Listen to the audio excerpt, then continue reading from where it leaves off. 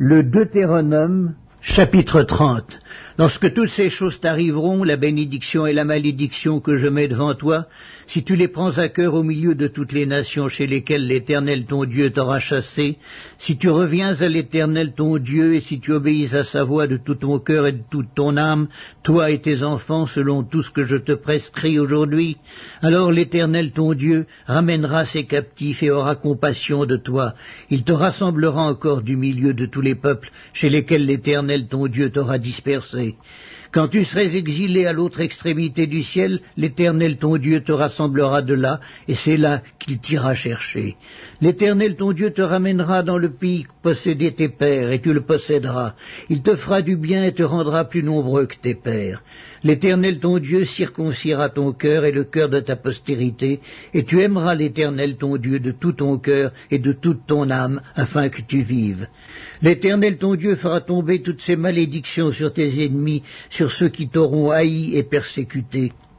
Et toi tu reviendras à l'Éternel, tu obéiras à sa voix, et tu mettras en pratique tous ces commandements que je te prescris aujourd'hui.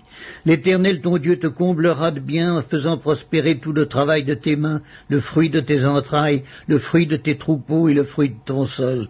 Car l'Éternel prendra de nouveau plaisir à ton bonheur, comme il prenait plaisir à celui de tes pères.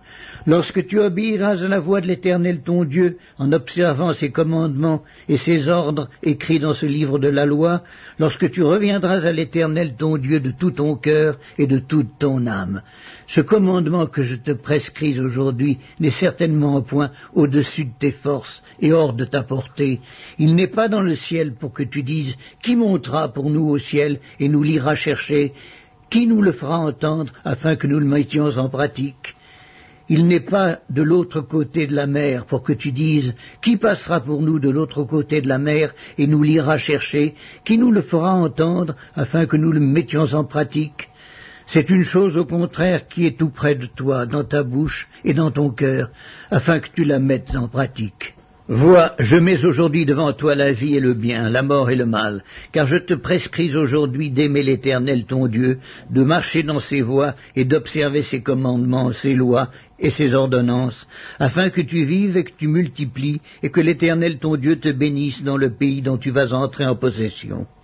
Mais si ton cœur se détourne, si tu n'obéis point, et si tu te laisses entraîner à te prosterner devant d'autres dieux et à les servir, je vous déclare aujourd'hui que vous périrez, que vous ne prolongerez point vos jours dans le pays dont vous allez entrer en possession après avoir passé le Jourdain.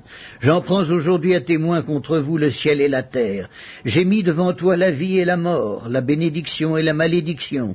Choisis la vie afin que tu vives, toi et ta postérité, pour aimer l'Éternel ton Dieu, pour obéir à sa voix et pour t'attacher à lui, car de cela dépend ta vie et la prolongation de tes jours, et c'est ainsi que tu pourras demeurer dans le pays que l'Éternel a juré de donner à tes pères, Abraham, Isaac et Jacob.